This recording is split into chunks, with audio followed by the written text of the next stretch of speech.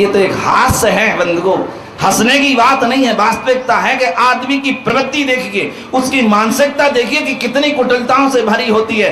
गलत काम करने के बाद भी आदमी अपने आप को छुपाने का प्रयास करता है, और कभी कभी ये होता है कि अपना गलत काम अपने छुपाने का तो ठीक है, दूसरे के सिर पर डालने का जब हो जाता है कि हमने नहीं, इसने ही किया था, ये और ज्यादा कुटिलता हो जाती, बहुत बड़ा मायाचार होता है। और उस स्त्री ने ऐसा ही किया है कि उसने अपना छल कपट दूसरों के सिर पर डालने का प्रयास किया। बंधुओं, ये छल कपट हमेशा दुख देता है। उस स्त्री को जैसे 500 तत्काल लग गए, बचाने का प्रयास तो बहुत किया था लेकिन आखिर बच नहीं पाया और उसे 500 लग गए। पता नहीं क्या क्या होगा, आखिर होगा क्या क्या, जरा सोचा और विचार किया आपने कि इस तरह छल कपट करने से हमें क्या क्या भोगना पड़ेगा, कैसे कैसे तो भोगना पड़ेंगे। और यदि छल कपट से बचने का यदि हमने प्रयास कर लिया बंधुओं, तो हमारा जीवन सफल और सार्थक बन सकता है। और ऐसी सफल बनाने के लिए हमें आवश्यकता है, प्रतिदिन आप भगवान के मंदिर में जरूर जाते हैं और जाना भी चाहिए भगवान के मंदिर में, लेकिन वहां जाने के बाद हमें सरल परमात्मा को देख करके सरल बनने का प्रयास करना चाहिए। भगवान जब मंदिर में रहते हैं, जिन्हें हम देखते हैं कितने सरल और भोले भाले दिखते हैं, वहां जाने के बाद उस सरलता यदि हमने सीख ली तो समझ लेना मंदिर जाना और भगवान के पास पहुंचना सार्थक है। हम एक बुझे हुए दीपक हैं, हम बुझे हुए दीपक हैं और भगवान एक जलता हुआ प्रकाशित दीपक है। हम चाहें तो परमात्मा के जलते हुए दीपक से अपने दीपक को जला सकते हैं, जलाने की आवश्यकता है। और यदि भगवान के जलते हुए दीपक से हमारा दीपक जल जाएगा तो अपने जलते हुए दीपक की लौ में हम अपने आप को देख सकते हैं कि हम क्या हैं। यदि दीपक जले और यदि दीपक के प्रकाश में आप पढ़ना चाहो तो पढ़ भी सकते हो, और यदि हवा का थोड़ा सा झोंका आ जाए तो उस दीपक की लौ झिलमिलाने लगती है। जब लौ झिलमिलाती है तब आप कुछ भी नहीं पढ़ सकते, क्योंकि प्रकाश हिलता है और हिलते हुए प्रकाश में आप पेपर पर नजर डालेंगे, उसके अक्षर आपको समझ में नहीं आए, पढ़ नहीं सकते। ऐसे ही जब हमारी जिंदगी का दीपक झिलमिलाने लगता है, हमारी मन वचन काय की ये त्रिविधता जब झिलमिलाने लगती है, तब ये दीपक के झिलमिलाने के साथ हम अपनी अंतर आत्मा को नहीं पढ़ पाते कि हमारी अंतरात्मा कैसी है, अच्छी है खराब है, धर्ममय है अधर्ममय है, कितनी धर्ममय कितनी अधर्ममय है, कितनी दुष्प्रवृत्तियों का समावेश हमारे इसमें हो रहा है और कितनी धार्मिक प्रवृत्तियों का समावेश हो रहा है। ये बहुत कुछ हम पढ़ सकते हैं लेकिन प्रकंपित लौ में नहीं पढ़ सकते हैं। निस्पंद जब लौ होती है दीपक की, तभी ऐसा हो सकता है। बंधुओं, हमें भी अपने दीपक को जलाना है। तो मंदिर में पहुंचने के बाद, परमात्मा के पास पहुंचने के बाद अवश्य थोड़ा सा हमें प्रयास करना चाहिए कि हमारा बुझा हुआ दीपक परमात्मा के जलते हुए दीपक से प्रज्वलित हो उठे और उसमें हम अपने आप को पढ़ सकें, खुदा और खुदी क्या है इसे हम समझ सकें। इतना भी यदि हमने समझ लिया तो समझ लेना हमने बहुत कुछ, बहुत बड़ा काम कर लिया। बंधुओं, यदि ये अलग अलग रहे, तीनों को एक स्वर में आवश्यकता है। जैसे माला के दाने होते हैं ना, एक एक मोती में छेद होता है और एक मोती में यदि छेद में टेढ़ापन हो, टेढ़ा छेद हो तो धागा उसमें से अच्छे से जाता नहीं है, और मोती में छेद यदि सीधे तरीके से हो तो आराम से धागा चला जाता है और अच्छी माला बन के तैयार हो जाती है। ऐसे ही हमें अपने मन, वाणी और शरीर के तीनों मोतियों को एक धागे में पिरोने की आवश्यकता है, एक सीध में करने की आवश्यकता है, एक स्वर छंद लय में रखने की आवश्यकता है। जिसने इन तीनों को एक में रख लिया, समझ लेना बहुत बड़ा काम किया है। और जिसकी त्रिविधता रही, भैया छल कपट इस त्रिविधता का ही नाम है। और ध्यान रखना, दुनिया में छल कपट करना, लेकिन कुछ स्थान ऐसे होते हैं जिन्हें जरूर छोड़ देना। दुनिया में कहीं भी छल कपट करोगे तो बच सकते हो, कुछ अधिक प्रयास करोगे तो उन कर्मों से भी बच सकते हो। लेकिन कहते दुनिया में 3 चीजें ऐसी हैं जहां कभी छल कपट नहीं करना, और वो 3 चीजें हैं, एक मां, एक है वैद्य अर्थात डॉक्टर, और एक है गुरु। कहते गुरु, वैद्य और मां, इनके 3 चीजों के सामने, इन 3 व्यक्तित्व के सामने कभी छल कपट मत करना, क्योंकि इनके साथ किया गया छल कपट बहुत दुखदाई होता है। मां ने हमें जन्म दिया है, जिसने हमें बिल्कुल निर्वस्त्र देखा हो, उसके सामने हम दुराव छुपाव की बात करें, उसके सामने हम छल कपट करें, ये बहुत बुरी बात होगी।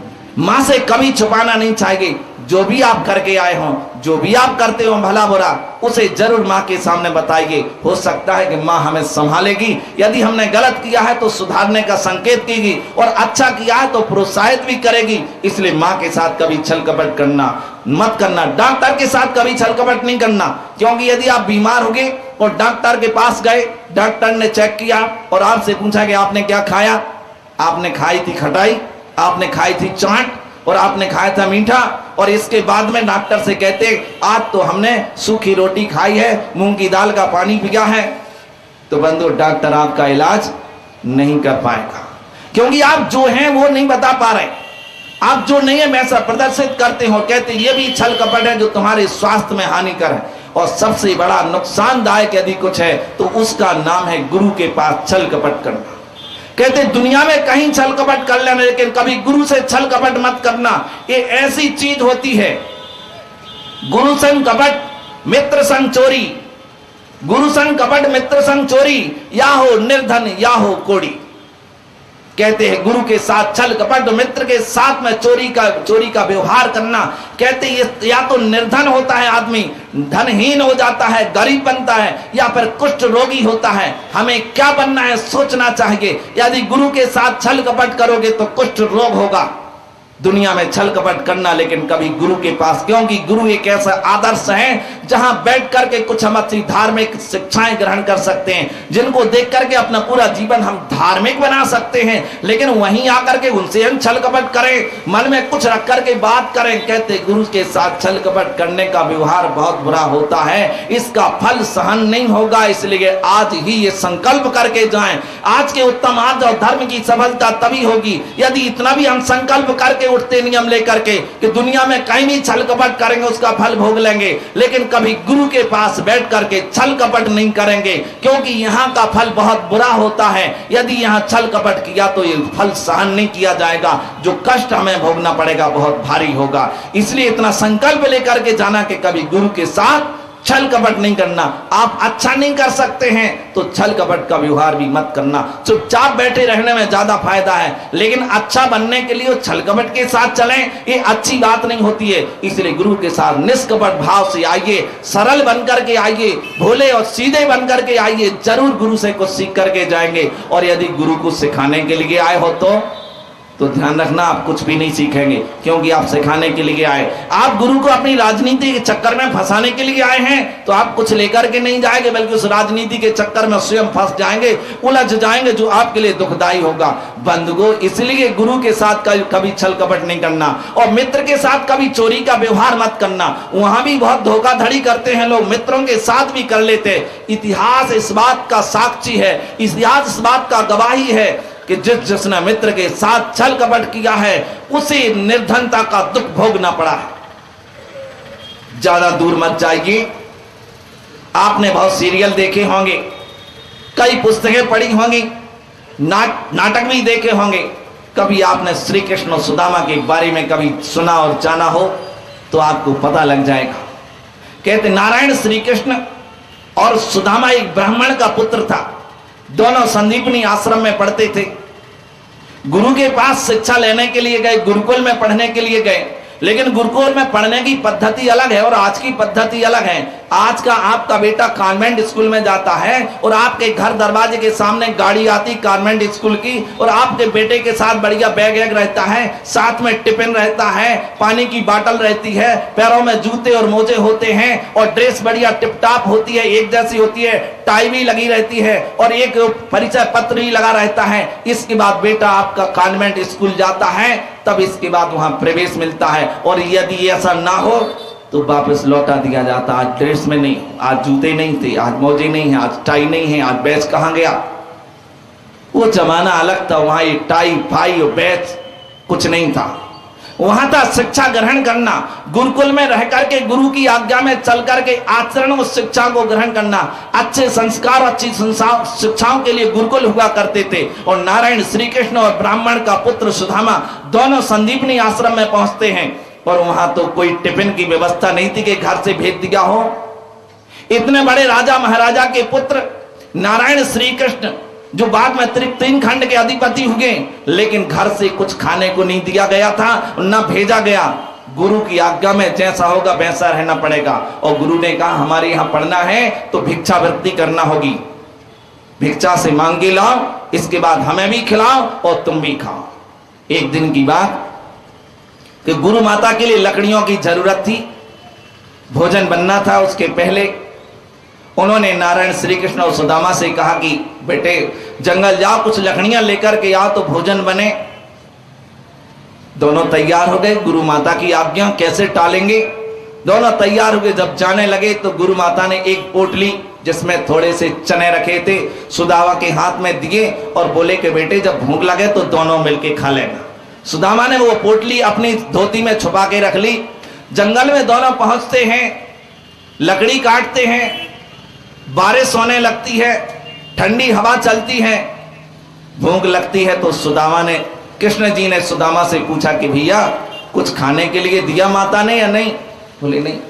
सुदामा के दांत कटकटा रहे थे, सुदामा को भूख लगी, उसने धीरे से पोटली निकाली और खोल करके एक मुट्ठी चने उसने अपने मुंह में डाले, पोटली फिर रख ली और खाने लगा। और चने खाओगे तो ध्यान रखना ये छुप के नहीं खाए जा सकते, कहते ऊंट की चोरी न्योरे न्योरे नहीं होती। समझ गए ना, कितना ही छुपाओगे ऊंट की चोरी छुपके कैसे होगी। ऐसी यदि चना खाओगे और कहोगे हमने कुछ नहीं खाया, वो तो समझ में आ जाएगा। वो आवाज कटकट की आती है।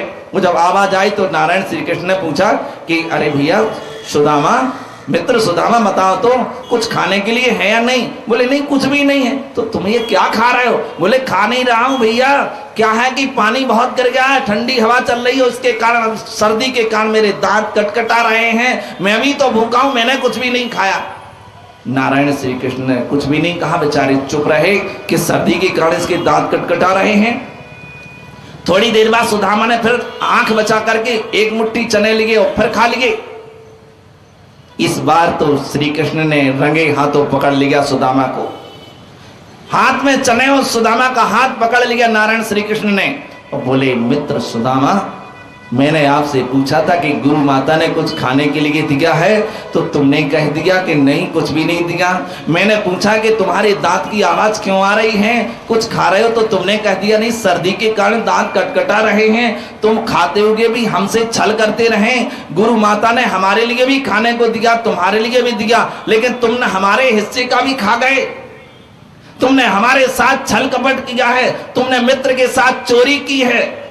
और कहते उसी समय श्री कृष्ण ने सुदामा को श्राप दिया था और उसका फल सुदामा को भोगना पड़ा।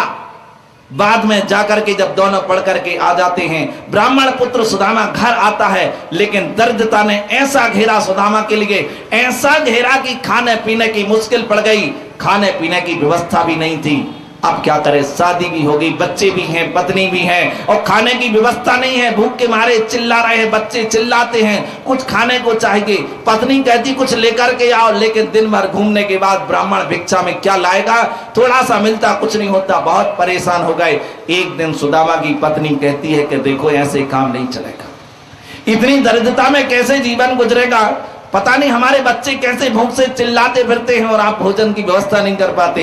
एक काम करो, इस दरिद्रता को मिटाने का एक ही उपाय है। बोले क्या? आपके मित्र राजा हैं, 3 खंड के अधिपति हैं, त्रिखंडाधिपति नारायण श्री कृष्ण हैं, एक काम करो आप उनके पास जाओ, वो तुम्हारी दरिद्रता मिटा सकते हैं। सुदामा कहता कि मैं नहीं जा सकता, देख रहा हूं मेरा हाल कैसा है, फटे पुराने कपड़े पहने हुए जर्जर हालत है मेरी, मैं कैसे जाऊंगा अपने मित्र के पास, कैसे चेहरा दिखाऊंगा, मैं नहीं जा सकता। पत्नी ने बहुत किया, खूब दबाया, तो आखिर सुदामा को कहना पड़ा कि ठीक है मैं जाता हूं, लेकिन खाली हाथ जाकर के करूंगा क्या? कुछ भी तो भेंट करने के लिए, राजा से मिलने के लिए जा रहे हैं तो कुछ भेंट तो देना पड़ेगी, और राजा भी और मित्र भी है। तो उसकी पत्नी ब्राह्मणी ने कुछ जगह जाकर के भिक्षा मांगी तो एक मुट्ठी चावल भिक्षा में मिल गए, पोटली में बांध करके सुदामा को दिए, बोले जाओ ये भेंट कर देना। सुदामा बड़ी भारी मन से चला और नारायण श्री कृष्ण के राज्य में पहुंचता है, उनके महल के पास जाता है, मुख्य दरवाजे पर पहुंचता है और अंदर प्रवेश करना चाहता है तो द्वारपाल पूछता है कौन, कहाँ जा रहे? बोले हमें नारायण श्री कृष्ण से मिलना है। कहते हटो हटो, कहाँ के पागल आ जाते हैं भीख मांगने वाले, हमारे नारायण श्री कृष्ण से मिलना। नारायण श्री कृष्ण कोई तुम्हारे नौकर चाकर हैं क्या? क्या सामान्य आदमी, चलो यहां से हटो। द्वारपाल हटा देते हैं, बाहर गए। सुदामा गिड़गिड़ाता है, भैया मुझे जाने दो, नारायण श्री कृष्ण तो हमारे बचपन के मित्र, एक बार मिल लेने दो। कहते वाह, ये आया अच्छा मित्र श्री कृष्ण जी का, देखो तो जरा इसकी शकल सूरत तो देखो कैसी लग रही हो। कहता मित्र हूं मैं, हटो हटो यहां से, कहां की बातें करते हो। और सुदामा कहता है कि नहीं भैया, मुझे नहीं जाने देना तो मत जाने दो, लेकिन कम से कम मेरी बात नारायण श्री कृष्ण तक पहुंचा दो। कह देना कि तुम्हारा बचपन का मित्र सुदामा आया है, बस इतना कह दो जाकर के, मुझे नहीं जाने देना तो मत जाने। द्वारपाल को दया आ गई और कहता है ठीक है, मैं जाकर के सूचना दिए देता हूं। वह अंदर जाता है। नारायण श्री कृष्ण सिंहासन पर अपनी सभा में बैठे हुए थे। द्वारपाल जाता है, अभिवादन करने के साथ कहता है कि महाराज, द्वार पर एक गरीब सा कोई ब्राह्मण आया है, निर्धन है, फटे पुराने कपड़े पहने हुए है। वो अंदर आना चाह रहा, वो कह रहा है कि हम नारायण श्री कृष्ण के मित्र हैं। तो नारायण श्री कृष्ण ने पूछा कि नाम क्या बताया? बोले वो नाम अपना सुदामा बता रहा था कि मैं सुदामा हूं। कहते नारायण श्री कृष्ण तत्काल अपना सिंहासन छोड़ करके दौड़े चले आए। द्वार पर आते हैं, सुदामा को देखा तो गले लगा लिया और लेकर के आकर के सिंहासन पर बिठाला। लोग दंग रह गए देख करके, फटे हाल आदमी को सिंहासन पर बिठाल रहे राजा, और खुद नीचे खड़े हैं नारायण श्री कृष्ण।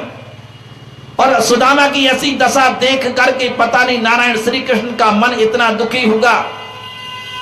और किसी कवि ने पंक्तियां भी लिखी, देख सुदामा की दीन दशा, करुणा करके करुणा निधि रोए, पानी परात को हाथ छुए नहीं, नैनन के जल सो पग धोए।